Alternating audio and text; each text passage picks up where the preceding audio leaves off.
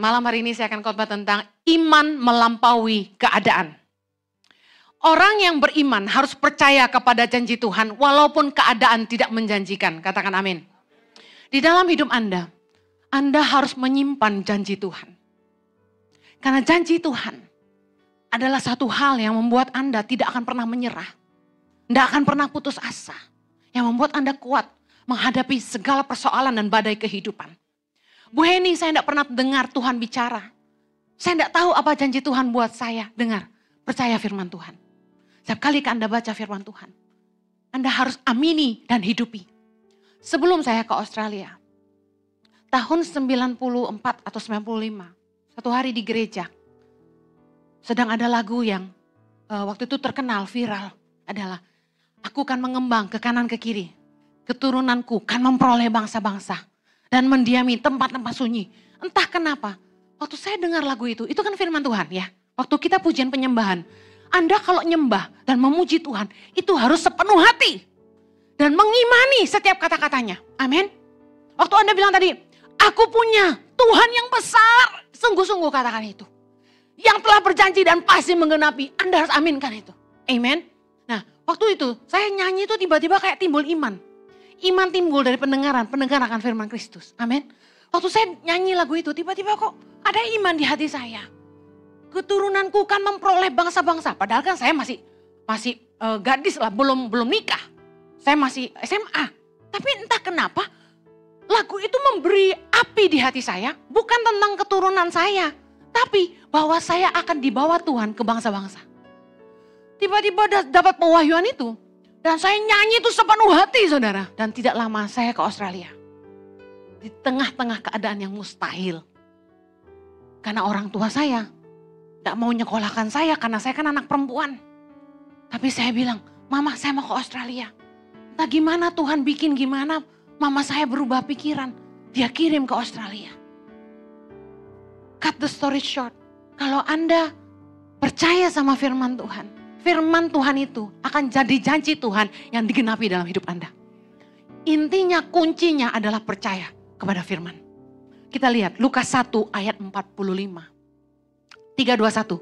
Dan berbahagialah ia yang telah percaya sebab apa yang dikatakan kepadanya dari Tuhan akan terlaksana. Katakan amin. Kalau Anda percaya, maka apa yang dikatakan kepada Anda oleh Tuhan akan terlaksana. Akan terjadi sesuai imanmu. Kalau dengar hamba Tuhan baca ayat dan ayat itu memberkati hidupmu, Anda harus teriak amin. Amin. Di gereja Ici kurang seru. Kalau Anda ke Ambon, itu jemaat teriak amin amin. Yes, preach it. Yes, gitu. Besok-besok Ici kayak gitu. Amin. Kalau pendeta khotbah, yang semangat dong. Cuma bukan saya aja. Saya udah kayak penghibur di sini. Sementara Anda cuma, waduh, kalau khotbah ibadah satu, tenang jemaatnya. Jadi saya semangat sendiri di sini. Untung punya suami yang gak kalah apinya. Amin. Jadi kita berdua sama-sama semangat meskipun jemaatnya ngat-ngat ya. Ngantuk maksudnya ya, masih pagi. Tapi luar biasa. Anda harus percaya firman Tuhan. Harus percaya janji Tuhan. Ada kekuatan dalam firman Tuhan. Kalau Anda percaya firman itu digenapi dalam hidup. Seringkali waktu kita terima janji Tuhan di hidup kita, Tuhan akan mengizinkan kita dibawa ke bawah keadaan di mana apa yang Tuhan janjikan itu berlawanan dengan apa yang kita hadapi. Berlawanan dengan keadaan. Saya ulangi. Kita percaya bahwa janji Tuhan itu yang terbaik di tengah-tengah keadaan yang terbalik. Tuhan suruh apa, tapi keadaan tuh kayak bertolak belakang. Saya kasih contoh. Maria, ibu Yesus, mengandung dari Roh Kudus. Itu di saat dia masih tunangan sama Yusuf. Betul? Belum sah sebagai suami istri. Karunia Tuhan itu, di mana dia diberikan kasih karunia dikatakan. Untuk mengandung dari Roh Kudus harusnya menjadi berkat dalam hidupnya. Betul? Seharusnya menjadi sesuatu yang wow, panggilan Tuhan yang paling top menurut saya. Nggak ada yang lain yang dapat itu. Kasih karunia terbesar adalah Bunda Maria mengandung juru selamat. Betul nggak? Panggilan kita mah nggak ada artinya dibandingin apa yang Bunda Maria sungguh-sungguh alamin. Tapi bayangkan gini, secara manusia kita pasti berpikir gini, itu kan berkat Tuhan, kenapa jadi musibah dalam hidupnya? Maria hampir dilempar batu. Ketika kita terima janji Tuhan itu keadaan seringkali tidak seperti apa yang dijanjikan. Coba bayangin gini, kenapa enggak nanti hamilnya tunggu sah jadi istrinya Yusuf? Kalau udah nikah, hamil kan biasa. Kalau ada orang nangis hamil setelah nikah, wah itu tanda tanya. Anak siapa? Tapi bagi Maria akan sangat-sangat mudah apabila dia mengandung dari Roh Kudus setelah sah menikah dengan Yusuf dan jadi istrinya. Anda bisa paham? Tapi keadaannya Tuhan itu berikan kandungan itu dari Roh Kudus ketika masih tunangan. Ini masalah. Lihat janji Tuhan dalam hidup kita di tengah-tengah keadaan yang mustahil. Tapi di saat itulah saya percaya kepercayaan dan ketaatan Maria diuji. Sama dengan hidup kita. Anda tahu Ayub di dalam Alkitab bagaimana dia mengalami musibah terparah sepanjang sejarah. Benar nggak? Ada orang lain di Alkitab yang lebih susah dari Ayub? Aduh. Pembukaannya gini, Ayub adalah orang yang saleh dan takut akan Tuhan. Datanglah si pencoba, minta sama Tuhan untuk mencobai dia. Ayub mengalami kejadian yang sangat tragis, yang menurut saya sebagai manusia biasa kita bisa gila. Anaknya mati semua dalam satu malam, hartanya habis, dan yang paling parah dia kena penyakit yang betul-betul luar biasa menjijikkan dan menyengsarakan. Pasti sakitnya tidak tertahankan. Zaman itu belum ada paracetamol. Saya kasih tahu, Ayub dihina, dikata-katain sama teman-temannya yang berpikir begini, lu dosa apa sampai dikutuk gini sama Tuhan? Manusia kan gitu ya, langsung menghakimi kita kalau kita kena masalah. Mereka enggak tahu itu seizin Tuhan, makanya jangan suka ikut campur ke orang susah. Ditolong, didoain, jangan dikatain. Amin. Nah, istrinya enggak lebih menyebalkan. Malah ngata-ngatain Ayub, kamu masih percaya sama Tuhan? Kamu keadaannya udah kayak gini. Aduh, saya bayangkan Ayub tuh terpuruk banget dan enggak ada satupun orang di sisi dia yang kasih kekuatan gitu. Tapi Ayub bilang begini, dalam Ayub 23 ayat 14, kita baca sama-sama. Karena ia akan menyelesaikan apa yang ditetapkan atasku. Dan banyak lagi hal yang serupa itu dimaksudkannya. Ayub percaya janji Allah. Ayub percaya kepada firman Allah. Tuhan pasti akan menggenapi semua yang dikehendakinya dalam hidupku. Apapun keadaannya. Bisa nggak ngomong gitu? Kita baca Alkitab begitu mudah. Tapi saya yakin Ayub menjalaninya sangatlah susah. Untuk tetap beriman kepada Tuhan di saat keadaan bertolak belakang. Orang yang beriman mempercayai janji Tuhan di tengah keadaan yang tidak menjanjikan. Tuhan berjanji sama Abraham, dia akan punya keturunan dari istrinya Sarah. Tuhan bilang dalam Kejadian 17. Selanjutnya Allah berfirman kepada Abraham, tentang istrimu Sarai, janganlah engkau menyebutnya dia lagi Sarai, tetapi Sarah itulah namanya. Aku akan memberkatinya dan daripadanya juga aku akan memberikan kepadamu seorang anak laki-laki. Bahkan aku akan memberkatinya sehingga ia menjadi ibu bangsa-bangsa. Raja-raja bangsa-bangsa akan lahir daripadanya. Ayat 17 baca sama-sama. Lalu tertunduklah Abraham dan tertawa serta berkata dalam hatinya, mungkinkah bagi seorang yang berumur 100 tahun dilahirkan seorang anak yang mungkinkah Sarah yang telah berumur 90 tahun itu melahirkan seorang anak. Bayangin, Tuhan itu kasih janji sama Bapak Abraham, di tengah-tengah keadaan yang tidak menjanjikan. Mustahil. Istrinya umur 90, Abraham umur 100. Anda pernah lihat nenek-nenek lincah punya baby di usia tua? Anda pernah lihat oma-oma yang sudah menopause punya anak lagi? Saya kalau di jalan ketemu orang, maaf, yang sudah berumur, masih gendong anak kecil, saya pasti bilang cucunya. Betul nggak? Tuhan itu berjanji sama Abraham di tengah-tengah keadaan yang tidak menjanjikan. Kita akan belajar sama-sama tentang rancangan Tuhan. Saya mau kasih tahu, rancangan Tuhan itu selalu yang terbaik di tengah keadaan yang terbalik. Mari lihat, yang pertama. Rancangan Tuhan tidak pernah masuk di akal manusia. Kadang-kadang secara logika sama hitungan matematika, janji Tuhan tuh tidak masuk di akal. Satu kali Yesus melihat begitu banyak orang yang mau mendengarkan khotbahnya. Ada ribuan orang.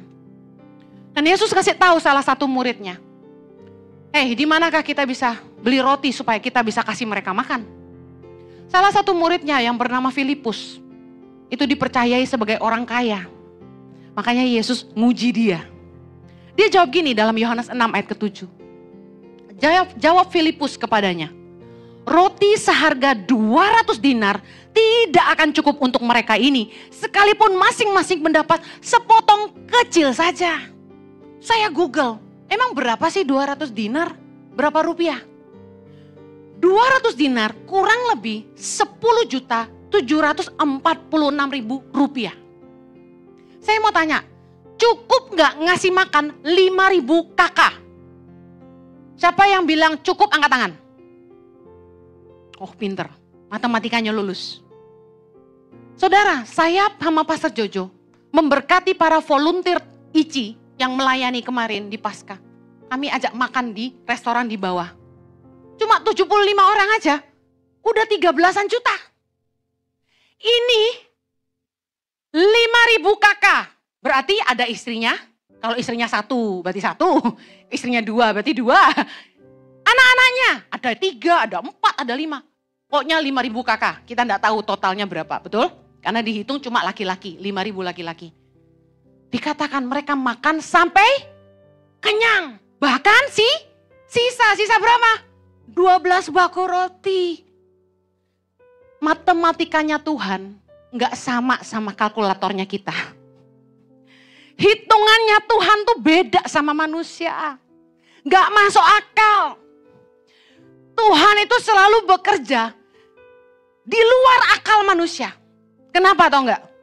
Karena Tuhan tuh paling senang membuktikan bahwa tidak ada yang mustahil bagi dia. Anda harus percaya kalau apa yang Tuhan katakan dalam hidupmu itu terdengar tidak masuk akal, kamu harus bilang gini, aku percaya tidak ada yang mustahil bagi Allah. Markus 10 ayat 27, kita baca. Yesus memandang mereka dan berkata, bagi manusia hal itu tidak mungkin, tetapi bukan demikian bagi Allah. Sama-sama yang keras. Sebab segala sesuatu adalah mungkin bagi Allah. Dengar baik. Taruh masalahmu, taruh semua keraguanmu, pergumulanmu di tanganmu. Yuk semua angkat tangan gini. Baca firman ini sambil lihat tanganmu. Sebab segala sesuatu adalah mungkin bagi Allah. 3, 2, 1. Sebab segala sesuatu adalah mungkin bagi Allah. Kamu percaya Tuhan sanggup bekerja? Melampaui akal sehatmu? Melampaui segala kemustahilanmu? Apa yang mustahil bagi manusia, tidak mustahil bagi Allah. Katakan amin. Dengar baik. Tahun 2019, bulan November, saya kasih tahu suami saya, abis ini tangan pengharapan jangan bikin asrama lagi. Kenapa? Kalkulasi, matematika. 1 anak di asrama itu biayanya sangat-sangat besar. Benenco, konsultan company terbesar nomor 3 di dunia, mengaudit kami sebagai dana CSR, jadi free. Mereka menghitung kebutuhan anak di asrama, tangan pengharapan. Anda tahu berapa? 1 bulan, 1 anak, 2,5 juta. Kalau Tuhan suruh saya nyekolahin 1.000 anak Indonesia, 1.000 kali 2,5 juta sebulan, saya butuh berapa kira-kira? Untuk biaya hidup saya. Berapa kira-kira? 2,5 M. Belum biaya kuliah. Bapak Ibu, November 2019, kami sudah punya 3 asrama. Dengar, asrama, bukan sekolah berasrama, beda. Hanya ngasih tempat tinggal. Sekolahnya di luar. Oh gampang, sekolah negeri aja free, betul? Dengar, 3 asrama. Jakarta, Kupang, Merauke. Saya sambil make up mau pergi khotbah. Jo, kita mulai 2020, jangan bikin asrama lagi. Kita bikin feeding and learning centers aja. Karena Tuhan suruh kita kasih makan 10.000 anak Indonesia. Saya bilang gitu. Suami saya diem. Karena gini Bapak Ibu, secara gengsi, anak asrama 10 orang itu sama dengan biaya feeding and learning center untuk 100 anak. Lebih bonafit mana? Lebih keren mana kedengarannya? 10 atau 100? 100, keren banget. Ngasih makan 100 anak gitu loh, keren kan? Biayanya sama dengan ngidupin 10 anak di asrama. Ya jelas saya pilih feeding and learning center. Masuk akal? Bisa menolong lebih banyak, why not? Pergi khotbah. Jebret khotbah. Amin. Turun tangga. Mau duduk. Roh Kudus tanya, Henny, apa yang kamu mau lahirkan untuk Indonesia? Saya jawab, pemimpin Tuhan. Kenapa pemimpin? Karena saya udah keliling Indonesia Bapak Ibu. Hati saya sedih dan hancur melihat keterbelakangan. Jakarta ini menurut saya nggak maju. Maaf ya, saya cinta negara kita, tapi saya harus ngomong apa adanya. Bandingin aja sama Johor deh, nggak usah Kuala Lumpur. Nggak usah bandingin apa-apa, nggak usah bandingin Tugu Monas sama towernya Malaysia itu, nggak usah. Jalan tol aja lah, jalan tol. Anda yang pernah ke Johor angkat tangan. Pernah ke Kuala Lumpur angkat tangan. Saya mau tanya, bagusan mana tolnya? Anda tertawa. Kita bukan ngenyek bangsa kita sendiri. Anak yang besar di luar negeri, pulang ke negara sendiri, itu bisa lihat betapa tidak majunya negara saya. Sedih. Dan saya coba lihat, masalahnya di mana? Saya ke satu daerah, ketemu dengan wakil gubernur, saya tidak sebut daerahnya. Pada satu kesempatan makan malam, saya tanya, Pak, boleh saya tahu, apakah tidak ada anggaran pendidikan di daerah ini, di APBD? Dia jawab, ya, dana kita terbatas. Dana kita hanya bisa untuk memperbaiki jembatan dan jalan. Karena kita kan daerah susah. Terus saya ngomong gini, maaf Bapak Wakil Gubernur yang terhormat. Saya setiap bulan kemari bawa bantuan beras dan bibit buat masyarakat di pedalaman. Saya lewat jembatan yang tadi kita lewati itu 10 bulan tidak pernah diperbaiki. Anda bisa ngerti maksud saya? NATO only. No action talking only. Wacana-wacana tapi tak ada buktinya. Jadi saya tahu kunci dari keberhasilan dan kemajuan sebuah daerah tergantung dari pemimpinnya. Amin. Waktu saya ngomong gitu sama suami saya nggak mau bikin sekolah berasrama. Saya duduk, Tuhan bilang gini, bangun 10 sekolah berasrama di Indonesia. Lahirkan 1.000 pemimpin untuk Indonesia. Yang cerdas, berintegritas, takut akan Tuhan dan mencintai rakyat. Kamu harus pilih anak-anak Indonesia yang berprestasi, dari keluarga tidak mampu, khususnya yatim piatu, berkarakter baik dan berjiwa pemimpin. Bangun 10 sekolah berasrama untuk Indonesia. Bayangkan begitu jelas. Sampai visinya, cara milihnya, Tuhan kasih. Hari itu juga. Saya pulang nyetir sendiri, enggak babi bu saudara, enggak salam-salam lagi, saya pulang. Saya taruh tas, masuk kamar mandi, nyalain shower keras-keras, nangis. Malu sama Tuhan. Saya teriak gini di shower.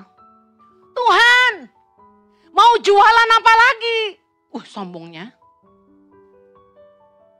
Saya pikir karena kerja keras saya ngasih makan anak Indonesia, Gimana enggak? Saya tuh 2019 udah di titik terlelah di hidup saya.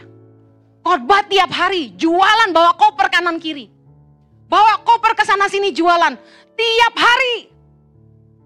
Dan tiap kali saya jualan, selesai khotbah keringetan. Saya lari keluar. Jongkok saudara, buka koper, angkat kaos, angkat di meja, taruh di meja. Jualan sendirian saudara. Gak punya supir, gak punya asisten. Saya kasih tahu, orang itu di gereja-gereja gak semua mau bantu. Ada asyir-asyir yang baik hati mau bantu saya, tapi gak semua gereja. Belum yang nyonya-nyonya galak. Ada nota. Aduh maaf Bu, gak ada bawa nota. Ada kantong plastik. Maaf Bu, gak ada kantong plastik. Dalam hati saya, emang mau beli berapa sih galak amat? Saudara dengar, susah payah itu yang membuat saya berkata, mau jualan apa lagi Tuhan? Apa yang terjadi? 2020 pandemi. Gereja tutup, gak bisa khotbah lagi. Gimana mau jualan? Saya yang berpikir semua karena kuat dan gagah saya. Baru terima janji Tuhan, suruh bangun 10 sekolah berasrama. Apa yang terjadi? Gereja tutup. Lah, katanya suruh bangun 10 sekolah berasrama. Bukannya makin dahsyat berkatnya, malah berhenti berkatnya. Mau cari duit kemana pandemi? Semua orang podo-podo susah. Saudara, janji Tuhan selalu yang terbaik dalam keadaan yang terbalik. Amin. Di tengah-tengah pandemi lah, Tuhan membuktikan Dia setia akan janjinya dalam hidup saya. Bukan karena kuat dan gagah saya, tapi karena roh Tuhan. Di dalam masa pandemi, kami bangun 8 sekolah berasrama. Kemuliaan buat Tuhan kita. Haleluya! Dengar, Tuhan itu punya hobi. Bekerja melampaui akal sehat kita. Yang kedua, rancangan Tuhan selalu melampaui pemikiran kita. Kita baca 1 Korintus 2 ayat 9. Sama-sama yuk. Tetapi seperti ada tertulis, apa yang tidak pernah dilihat oleh mata dan tidak pernah didengar oleh telinga dan yang tidak pernah timbul dalam hati manusia, semua yang disediakan Allah untuk mereka yang mengasihi Dia. Anda mengasihi Tuhan? Katakan, aku mengasihi Tuhan. Dengar baik, Tuhan akan memberikan apa yang kamu tidak pernah lihat dengan mata, apa yang kamu tidak pernah dengar dengan telinga, apa yang tidak pernah timbul dalam hatimu. Melayani Tuhan setialah, ikut Tuhan sungguh-sungguhlah, beribadah segenap hatilah, hiduplah takut akan Dia, pegang firman-Nya, apapun keadaannya, tetap percaya kepada janjinya. Dan Tuhan menyediakan melampaui pemikiran kita. Waktu saya terbatas, saya cuma bisa akhiri dengan kesaksian ini. Betapa tidak Tuhan memberikan kepada saya apa yang tidak pernah ada di hati saya. Dari 2006 sejak saya pulang ke Indonesia, saya tidak pernah mau buka gereja. Gak kepikiran bisa viral, gak kepikiran diberkati jemaat. Bapak Ibu, banyak orang yang tidak senang melihat berkat Tuhan dalam hidup saya. Tapi saya kasih tahu, saya hanya cinta Tuhan, itu aja. Saya hidup cuma buat Tuhan. Saya kasih hidup saya sepenuhnya untuk Tuhan. Nah, saya hanya mendedikasikan hidup saya untuk melakukan kehendak Tuhan. Susah senang saya lewati. Penghinaan, tekanan. Tahun 2019, 10 gereja terbesar di Indonesia dan luar negeri menutup pintu. Kami tidak boleh khotbah lagi di gereja mereka. Kenapa? Karena kami jualan kaos buat Tangan Pengharapan. Tadi siang, ada satu jemaat, mantan ex pengerja gereja lain. Dia tadi mau nangis ketemu saya. Dia bilang gini, Bu Heni, sepenuh hati saya minta maaf. Karena dulu 7 tahun lalu, ibu jualan dengan 2 koper di tangan di gereja kami. Saya tidak bantu ibu. Dan saya minta maaf atas perintah pimpinan di gereja. Kami melarang ibu jualan untuk Tangan Pengharapan. Dan hari ini saya minta maaf. Dia minta maaf tadi siang. Dan hari ini saya akui kedahsyatan Tuhan dalam hidup ibu. 7 tahun lalu dan hari ini. Apa yang tidak pernah saya pikirkan. Apa yang saya tidak pernah lihat. Bisa punya gereja ini. Tidak pernah timbul dalam hati saya. Tuhan sediakan bagi kami. Karena kita setia ikut Dia. Saya akhiri. Pilihan Tuhan itu bukan pilihan manusia. 1 Samuel 16 ayat 7 berkata gini. Bukan yang dilihat manusia, yang dilihat Allah. Tuhan itu paling senang memilih yang manusia tidak pilih. Tuhan akan memilih yang dunia tidak milih. Yang dianggap bodoh, yang dianggap lemah, yang tidak terpandang, yang hina, yang tidak berarti. Justru itu yang dipilih Tuhan. Kita lihat ayat terakhir, 1 Korintus 1 ayat 27. Sama-sama saya baca. 3, 2, 1. Tetapi apa yang bodoh bagi dunia, dipilih Allah untuk memalukan orang-orang yang berhikmat. Dan apa yang lemah bagi dunia, dipilih Allah untuk memalukan apa yang kuat. Dan apa yang tidak terpandang dan yang hina bagi dunia, dipilih Allah. Bahkan apa yang tidak berarti, dipilih Allah untuk meniadakan apa yang berarti. Sama-sama yang keras. Supaya jangan ada seorang manusia pun yang memegahkan diri di hadapan Allah. Saya punya kabar baik.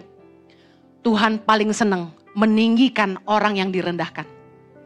Kalau dalam hidupmu, kamu dipandang tidak berarti.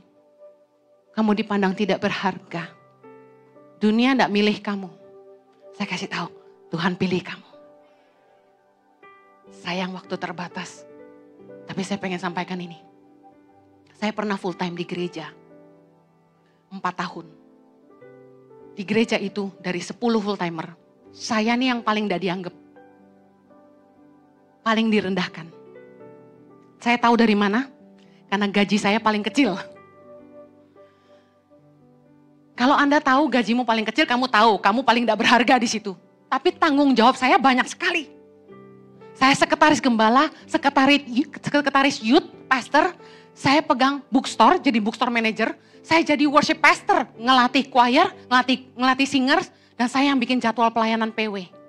Apalagi, saya yang dipercaya nyuci gelas perjamuan kudus. Saya yang dipercaya bersihin toilet gembala. Saya dipercaya ngurusin anak pendeta dari Jawa yang tinggal di Sydney. Saya dijadikan seperti Yusuf di rumah Potifar di sana. Sebagai full timer gereja, tiap hari datang ke gereja, yang dimarahin apa? Kenapa beras habis kamu gak beli? Bayangin, full timer. Tiap hari dimarahin gini. Urusan-urusan rumah tangga. Kenapa katanya kamu disuruh masak Indomie buat mereka kamu gak mau? Kenapa kamu disuruh nyetrika kamu gak mau? Jadi tiap hari saya ngantor. Bukan ditanya, gimana tim praise and worship kita? Ada kemajuan? Yang ditanya itu urusan pembantu rumah tangga. Karena saya dipandang rendah. Jadi saya dianggap, ya lu jadi pembantu di situlah. Sebagai full timer gereja. Dengar, satu hari saya ketemu sama seorang pendeta senior. Yang juga di bawah naungan denominasi gereja yang sama. Dia ketemu saya di airport, dia bilang gini. Henny, kalau Jojo om percaya. Tapi kamu,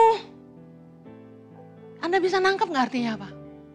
Kok bisa sih laler sekecil lu yang dipakai Tuhan?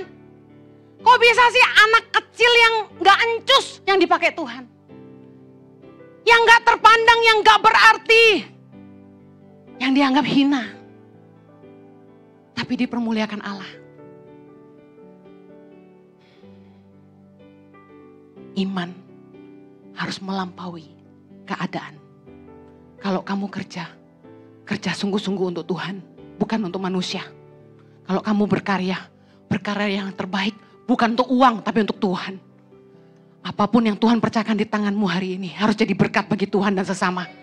Percayalah Tuhan sanggup memakai hidupmu melampaui keadaanmu. Amen.